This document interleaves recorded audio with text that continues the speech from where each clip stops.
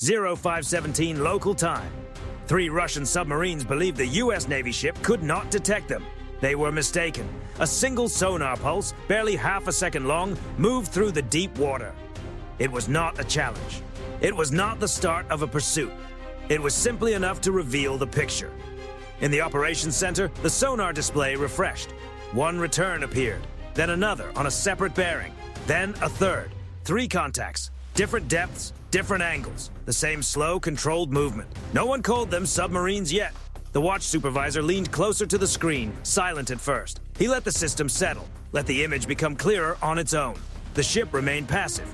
No active signals, no warning tones, just listening. And the ocean was quiet enough for small mistakes to stand out. On the bridge, the ship kept her course. Speed unchanged, no turn of the helm. Behind her, the wake stayed clean and narrow against the dark blue water. Condition 3, the captain said. Not loudly, not urgently, just with exact control. Below deck, watertight doors cycled. Consoles came alive. Key stations were manned. There was no dramatic announcement, only quiet preparation. Back in the operations center, the contacts steadied. They were not commercial vessels, not marine life, not drifting objects. Their signatures were mechanical, subtle, disciplined, but not flawless. The first mistake appeared in the timing. One contact adjusted depth by only a few meters. Too smooth, too controlled. A movement made out of habit, not need. Another held depth with unusual precision, following the same isotherm as if fixed to it. In water like this, nothing stays that steady unless it is trying to.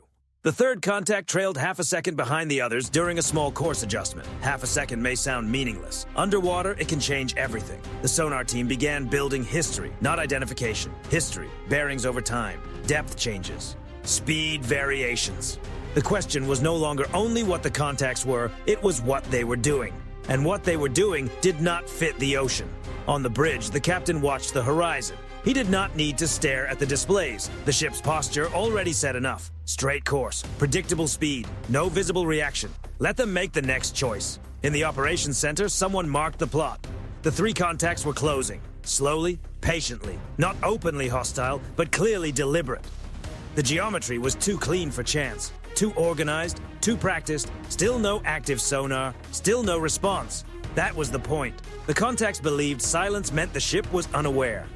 They believed that without an active signal, they were moving through the water unseen.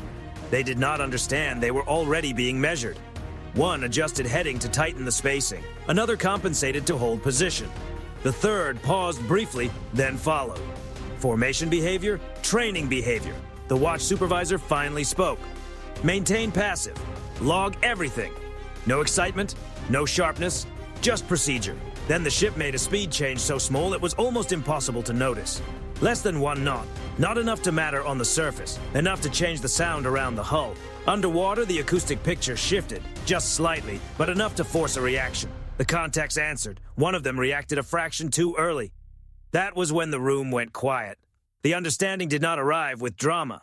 No raised voices, no sudden movement. Just the same realization passing from one console to the next.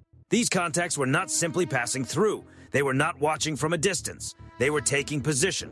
All 3 of them, below the layer. The captain gave no new orders. The ship continued on course, steady and calm, letting the ocean do what it always does best. Turn small errors into clear answers. The contacts keep closing.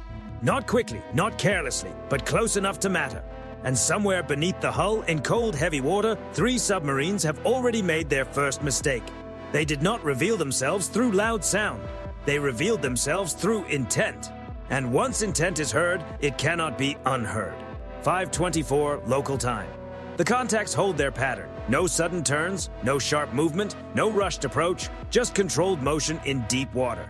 Steady enough to look confident, steady enough to look rehearsed. Inside the operations center, the plot now stretches backward. What started as a few isolated points has become minutes of collected data. Bearings connect, depth changes form a line. Tiny speed shifts begin to repeat. A history is taking shape. Sonar stays passive. The ship is still listening, not speaking. No one wants to disturb the water yet. This is not the moment to demand answers. This is the moment to let the answers appear on their own. The 3 contacts keep their spacing with discipline that is almost too perfect. Almost. One contact rides the thermal layer exactly. Not above it, not below it, locked onto it. That may work in training conditions. Out here, it creates a pattern. Another contact changes speed in tiny increments. Micro adjustments designed to stay unnoticed, but they are too evenly timed. People do that. The ocean does not. The third contact drifts slightly wide, then eases back into position, a correction without a natural reason. None of it is loud. None of it would stand out to an untrained ear. But on the sonar display, the patterns are there. They repeat, and underwater, repetition gives things away. The watch supervisor marks the plot again. Track quality improving. No one answers. They do not need to. Everyone can see it. On the bridge, the ship still shows no sign of awareness. Course steady, speed steady. The horizon unchanged. From the outside, it looks like an ordinary quiet transit. Inside, the geometry is tightening. Then the contacts adjust again. That is the second mistake. They believe they are compensating for the ship. In reality, they are revealing themselves to it.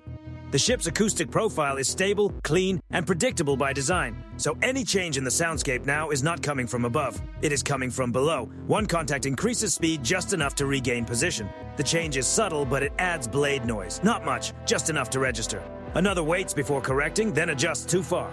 A human reaction, a choice made, then revised. The third contact holds course, staying in formation like a fixed reference point, and fixed points are easier to find. The sonar team still does not label them. Labels come later. Right now, they are building a library. How do these contacts behave when nothing is forcing them to act? That is the most honest version of any vessel. Continue logging, no active. The captain's voice comes through the circuit once. Calm. Final. The ship makes another tiny adjustment. Barely noticeable, but deliberate. The hull's movement through the water changes again. Flow noise shifts. The wake pattern changes beneath the surface, invisible from above. It is not an evasive move, it is a question, and the ocean answers. Two contacts respond in different ways. One compensates immediately, tightening its turn and regaining position with practiced precision. The other hesitates, then follows. That hesitation should not be there. Not if this were random traffic, not if this were coincidence. Inside the operations center, a quiet understanding moves across the room. This is not a chance encounter. It is structured, planned, executed by crews following a familiar playbook. But every playbook leaves traces. The ship's sensors keep collecting everything. No pings, no challenges, no signals. Only data flowing into storage, building profiles that do not belong in open water.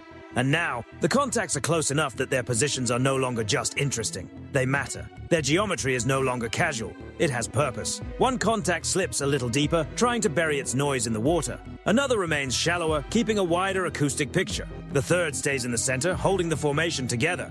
Textbook positioning. And textbook moves are easy to recognize. The problem is not confidence. The problem is assumption. They assume the ship cannot track them because the ship is not reacting. They assume silence means uncertainty. They assume that without active sonar, they are still hidden. But the ship does not need to announce what it knows. It only needs to observe how they respond to her. On the bridge, the captain watches the same flat line of open sea. His hands rest lightly near the rail. No tension, no rush, no visible concern. The ship keeps moving forward, calm on the surface, focused beneath it. Inside the operations center, track confidence crosses the line. No one makes a dramatic announcement. There is no need. Three contacts are no longer simply unidentified. They are understood, just not spoken aloud yet. And as the plot tightens and the history grows longer, one fact becomes harder to ignore beneath the hull. These tracks should not be here, and because they are, someone below the layer has already lost control of the situation. 0531 local time. The ocean remains quiet. That is what makes the sound so clear. It is not loud, it does not last. It does not spread across the display like a signal meant to be noticed. It appears and disappears in an instant. One short, narrow pulse, moving through the water below the layer. Active sonar. Brief. Controlled. Confident. Whoever sent it believes it passed unnoticed. Inside the operations center, no one reacts right away.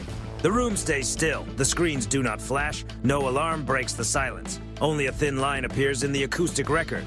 Clean enough to identify, unusual enough to matter. Then the system finishes processing. Frequency, pulse length, interval, all of it captured. The water is not helping the submarines tonight. Temperature layers are stable. Salinity is even. The layer meant to protect them has become something else, a reflector.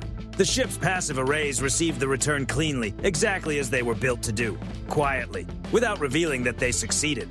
The watch supervisor exhales through his nose. Not relief, confirmation. That was active. No one asks which contact sent it. They already know. The third one, the center contact, the anchor. It was a probe, short, careful, meant to confirm position without exposing too much. A calculated choice made by a crew that believed the ship above was not listening closely enough. They were mistaken. On the bridge, the captain does not move differently. The ship does not turn. There is no answering pulse, no visible acknowledgement. Silence remains in place. "Log everything," the captain says. No response. Inside the operations center, the data begins connecting faster. That single pulse reveals more than the crew below intended. The system compares it against the history already collected. Propulsion noise, depth behavior, formation spacing, course geometry. One piece after another locks into place. Classification, confidence climbs. Not simply because of what the contact did, because of how it did it. The pulse was disciplined. Almost too disciplined. A trained hand was following doctrine written for another ocean and another opponent. One contact reacted immediately after the pulse, shifting depth to break the acoustic picture. The move was sharp, precise, and completely unnecessary. Another waited too long, then corrected too hard. The third held position, trusting that the brief probe had been enough. It had not. The ocean keeps a record of everything. The moment they went active, they stopped being a mystery. Not to the system, not to the crew, and not to the analysts who would study the data later. But the ship still did not answer. No active sonar, no visible response, no aircraft overhead. Nothing that would tell the contacts below just how clearly they had been exposed. That was the hardest part for them. Uncertainty began spreading below the layer. The first submarine increased speed slightly, trying to widen the spacing. That small increase added noise, just enough for blade harmonics to appear against the background. The second dropped deeper, trying to slip under the layer completely. The move gave it cover, but took away flexibility. The third hesitated, then held course. That hesitation lasted longer than it should have. Inside the operations center, one technician enlarged the display. Another added notes to the log. The track history became denser, clearer, less forgiving with every second. This was not a pursuit. Not yet. It was documentation. Then the ship made another minimal adjustment. Barely a whisper of change in speed. The flow noise shifted again, changing the acoustic geometry one more time. Below, the contacts reacted out of sync. That was the tell. A train formation reacts together. A compromised one reacts in pieces. They knew they had been heard now. They just did not know how clearly. They did not know from where, and they did not know what would happen next. The captain let the moment stretch. No pressure, no hurry. The worst mistake had already been made. They had broken silence. They had given the ocean something solid to remember. And now, everything they did after that only sharpened the picture. Inside the operations center, the watch supervisor closed the log entry. "Contact classified," he said quietly. No cheers, no gestures, just acknowledgement. Below the hull, 3 submarines began maneuvering independently, abandoning the geometry that had brought them there. Above them, the ship continued on her line, calm and unprovoked, carrying something more powerful than any visible show of force. She carried certainty, and once certainty is achieved, it cannot be taken back. 0539 local time. Nothing erupts, nothing surges forward, nothing breaks the surface. That is the point. Above the waterline, the ship looks unchanged. Steady course, steady speed, no visible shift from the bridge. The horizon remains empty. The sea shows no interest in what is unfolding beneath it. But below the layer, everything is tightening. The contacts are no longer moving as one unit. The formation that brought them in has dissolved into 3 separate problems, each trying to answer the same question in a different way. How much do they know? The ship does not answer. Instead, it adjusts. Not dramatically, not enough to alert an inexperienced crew. Less than 1 knot of speed change. A tiny alteration in the way the hull moves through the water. Just enough to reshape the acoustic environment around her. It is not an evasive maneuver. It is geometry. And underwater, geometry does not forgive. The first submarine reacts at once, increasing speed to hold relative position. The acceleration is controlled, but physics does not bargain. Blade rate rises, shaft harmonics sharpen. The sound is not loud, but it is distinct, and distinct is enough. The second submarine chooses the opposite move. It slows and drops deeper, trying to slip below the layer and vanish into colder, heavier water. The descent costs time. It also costs control. Its turning radius widens, and for a moment, its profile stretches across the sensors like a fingerprint pressed too hard against glass. The third submarine hesitates. It keeps its previous solution, trusting that minimal movement means minimal detection. In theory, that might work. In the operations center, it does not. No one speaks. They do not have to. The displays are already telling the story. 3 contacts. 3 reactions. None of them synchronized. That is the trap. The ship is not pursuing them, it is not forcing them, it is simply letting them respond to her presence, then recording exactly how they do it. Another tiny adjustment in speed, again almost invisible above the surface. Below, it forces another decision. The first submarine accelerates again, trying to recover geometry it has already lost. The noise grows slightly worse. Slightly is still measurable. The second level's off too early, failing to fully escape the layer. That leaves it in the worst position possible. Not hidden, not flexible. The third finally turns, leaving its anchor position. The delay is short, but it matters. The timing is wrong. Inside the operations center, track confidence rises sharply. Not because the ship is sending anything new into the water, because the contacts are now writing their own signatures into it. Every correction reveals intent. Every hesitation reveals training. Every overcorrection reveals pressure. The ship remains passive, no sonar pulses, no aircraft launched, no radio calls, just silence. And that silence becomes pressure. One submarine makes the decision first. It breaks away. A clean turn. A steady increase in speed, not panic, a calculated withdrawal. The crew below has accepted what the data is telling them, even if they do not fully understand it yet. The formation is gone. Two contacts remain. They are closer to each other now, but in a worse position because of it. Without the third platform, their acoustic coverage overlaps poorly.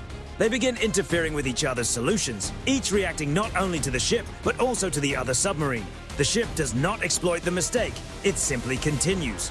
Another fractional speed change. Another question asked without words. The remaining submarines answer almost together. Almost. One turns too sharply, the other turns too wide. The difference is small, the result is not. Their noise profiles separate cleanly. Inside the operations center, the picture is complete. This is not control through force. It is control through patience. Through physics. Through human decisions made under pressure. The captain watches the clock. He does not hurry. There is no need. The encounter has already been decided. Below the layer, the submarines are no longer maneuvering with confidence. They are maneuvering defensively, trying to leave without making the picture clearer. But it already is. They have revealed blade rates. They have revealed response timing. They have revealed formation doctrine, all without a single visible confrontation. The ship holds her course. The ocean closes behind her, and somewhere in the cold water beneath, two submarines continue to withdraw, carrying an uncomfortable realization with them. They were not pursued, they were studied, and being studied can be far more dangerous. 0546 local time. The ocean exhales. One of the remaining contacts does something it should not do. Not yet. Not here. Not now. A decoy enters the water. Clean. Deliberate. Time to create confusion during the withdrawal. It is the kind of move meant to blur the tracks, cloud the acoustic picture, and buy just enough space for a clean exit. In another ocean, under different conditions, it might have worked. Here, it does not. The decoy's acoustic profile blooms briefly, then settles into a pattern that does not match the water around it. Its signature is familiar, too familiar. A template built for colder layers, sharper gradients, and a different generation of listeners. Inside the operations center, no one raises their voice. There is no need. The system separates it almost instantly. Real contact, artificial contact. One carries intent, the other carries memory. Decoy identified, the watch supervisor says. Logged, time-stamped, stored. The submarine that released it keeps turning away, adding just enough speed to widen the distance. That extra speed costs it. Blade noise rises again, sharp enough to stay on the track. And while the decoy drifts behind with nothing useful left to offer, the second submarine does not copy the move. It holds its line, uncertain whether to follow the same escape path or break away on a different heading. That pause lasts only a moment. But underwater, a moment is enough. Below the layer, the formation is finished. There is no coordination left. Only separate decisions made in isolation. Each crew trying to protect itself without knowing how much has already been understood above them. The ship remains exactly as it was. No visible counteraction, no active sonar, no aircraft overhead, only steady movement through open water. The decoy fades into irrelevance. At last, the remaining submarines separate. Each chooses a different course. Each hopes distance will erase what proximity exposed. It will not. The data is already complete. Inside the operations center, the displays begin to calm as the contacts move farther out. Their tracks stretch thinner, then slowly fade. Not because they have been lost, because they are no longer necessary. The captain checks the time. Maintain course, he says. Nothing more. No pursuit, no escalation, no declaration of success. The ship does not need one. Below the hull, the last clear acoustic returns weaken, swallowed by distance, depth, and cold water. The ocean settles back towards silence, almost as if nothing happened. But something did. 3 submarines approached with confidence. 3 submarines made assumptions. And 3 submarines left with less than they had when they arrived. They did not lose a vessel.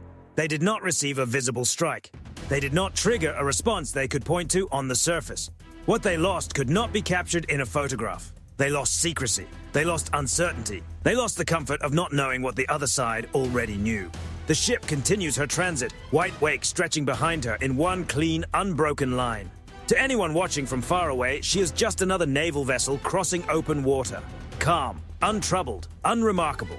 Inside, the logs are closed, profiles archived, timelines preserved, mistakes catalogued. This encounter will not become a headline. There will be no official footage, no public statement, no confirmation that anything unusual took place. That is how the most effective encounters often end.